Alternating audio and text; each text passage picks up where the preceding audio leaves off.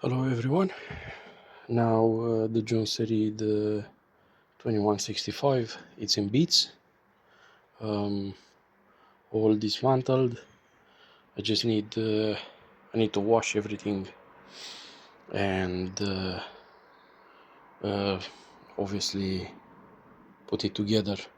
I'm waiting for crankcase gasket. I had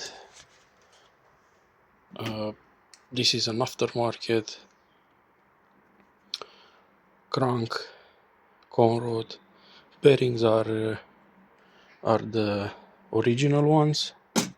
So bearings, you can see these are the original SKF that came with the saw, and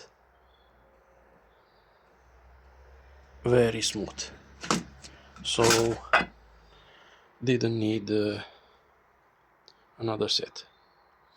Hopefully this crank will work okay. Again, aftermarket cranks are seems to be heavier than original ones. That might impact the balancing of the chainsaw, but we'll see. We'll see. Maybe it will work okay, but yeah. Couple of other parts that I had, like AV mounts, this deflector thing, this deflector, yeah, original, and yeah, it's gonna work. It's not the first one I rebuild. Nothing nothing broken, nothing really to stop me. Flywheel clean, came out very easy. I don't like the key formed in the flywheel. It can shear very easily, but yeah, that's the design. Oil pump has a problem at one point in the life of the chainsaw. You can see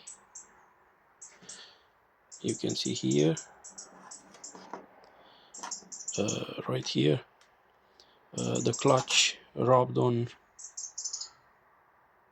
the pump, on the oil pump, on this brass feed pipe, and it has a tiny pore, so I have to order new one, not complete, but only the pipe, and should work okay. Luckily I spotted it, and yeah, we're not gonna have any problems. So everything is here. I'll start rebuilding most probably next week. Thank you guys, all the best.